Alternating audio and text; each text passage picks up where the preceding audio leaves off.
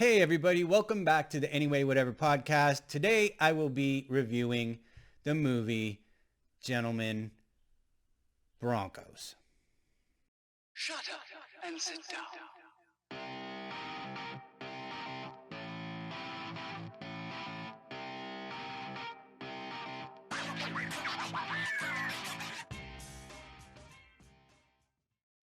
Hey everybody, I am your host Mike Fisher. As I said in the initial bumper, I'm going to be reviewing the movie Gentlemen Broncos. This movie was recommended to me by Lonnie Unitas in Minnesota. He is an amazing cartoonist and illustrator, really funny guy. And I probably should have seen this coming from him, this low-level troll. When I went to watch the trailer online when he recommended it, right from the thumbnail, my first thought was, what is this Napoleon Dynamite hipster bullshit? And lo and behold, when I watched the trailer, it was written and directed by Jared and Jerusha Hess, who are the people who did Napoleon Dynamite.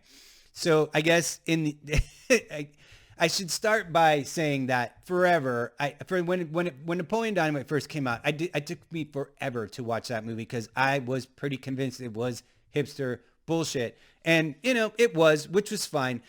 In the end, when I finally watched it, I really liked that movie. Quirkiness is what its endearing quality is for sure. And it's got that in spades. You feel like you're watching real people live their lives and they just happen to be weird nerds doing weird nerd shit.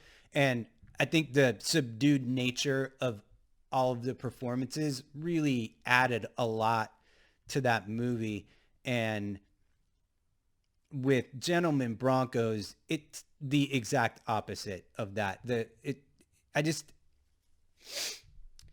I'm a creative person, and as always, I'm always trying not to shit on other people's creative endeavors because this Napoleon Dynamite was really good. So it was worth giving this a chance.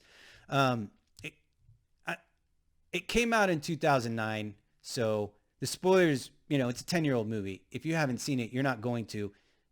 And if you have seen it, it's probably one of your favorite movies.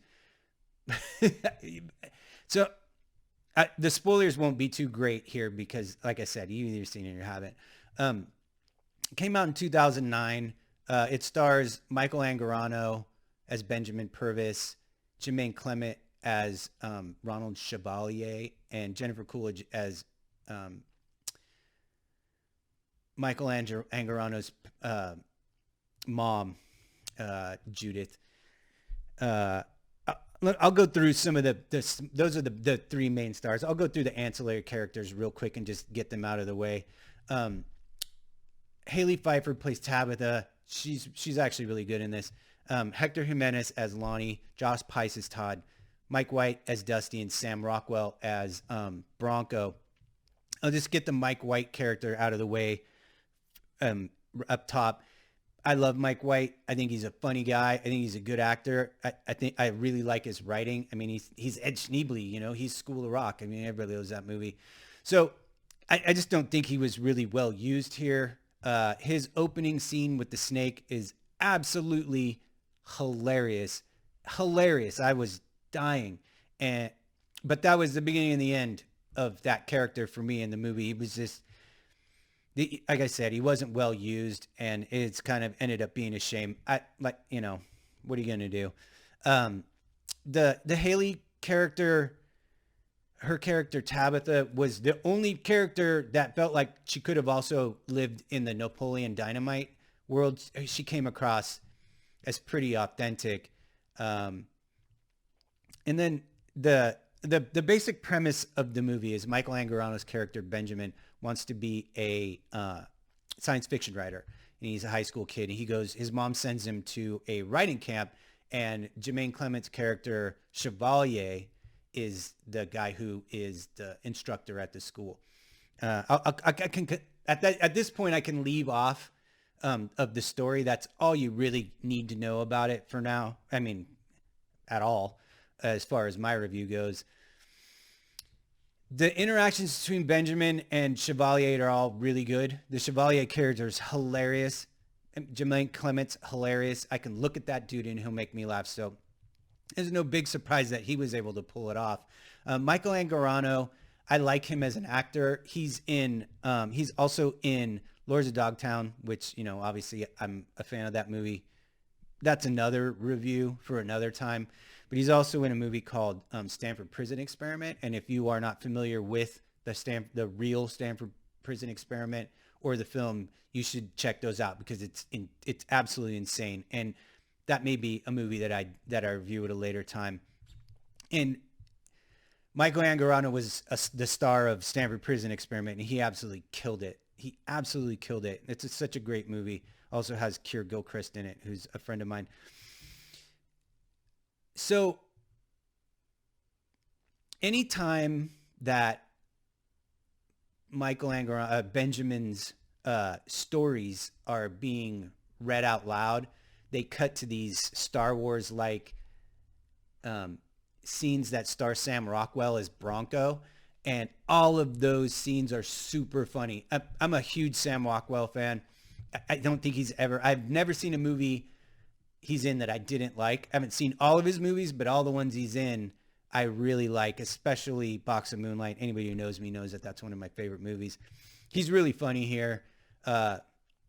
Those scenes work really well. That's kind of my problem with this movie is it's the parts I didn't like ruined so much of the stuff that I thought was really good. In particular, and this one character in particular just destroyed the whole movie for me, and it was the Lonnie character by Héctor Jiménez. Just trying so hard to be weird on purpose. And I don't know if this was a director thing or an actor thing, but just trying way too hard to be weird on purpose. And it didn't come off well at all to me. Just ruined the movie for me, actually, if I'm being fair. If he'd have played that, I'm not telling anybody what to do, but if he'd have played it more like Pedro, a little more low key, I think it would have came off well, and the whole movie would have been much better for that. But it's just so over the top, annoyingly weird that it's not funny. Jennifer Coolidge's character is okay. I think my problem with her is that she doesn't necessarily play quirky characters all the time. So it just kind of looked like she was acting weird, and that didn't, like I mentioned, it doesn't feel organic. It feels like people acting weird on purpose for the most part. And it's a shame because the positive about this movie is that I laughed the entire time, even on the stuff that wasn't very good, except for the Lonnie character. I didn't laugh at that character, but I was laughing the entire time. And if a comedy movie's job is to make you laugh, I guess it did its job here. It's like those terrible Sandler movies that you're watching, and you're watching a shitty movie, but you're laughing the entire time anyway. So, except for Jack and Jill, nobody laughed at that movie. I give this movie, maybe 2 out of 6. It's a C movie. Maybe it's a D movie. The Sam Rockwell and Jemaine characters they bump it up a little bit. Maybe it's 3 out of 7. Watch the trailer. If it looks like something you will like, it's probably something you will like. I'm always pretty sure that maybe I'm just missing something. Maybe it's just going over my head and it's a me problem and not a them problem. So that's my review of Gentlemen Broncos. A little side note, the theme song by Zager and Evans in the year 2525 was the #1 song the week that I was born in 1969. So that's how old I am. And that's probably why I didn't like this movie, because I think it just wasn't for me. But again, like I said, I laughed a lot. That's all I really got for you here. As always, subscribe if you like what I'm doing. like stuff on Facebook, follow on Instagram. I'm always posted on all the different social medias.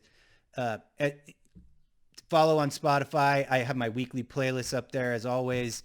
And anyway, whatever.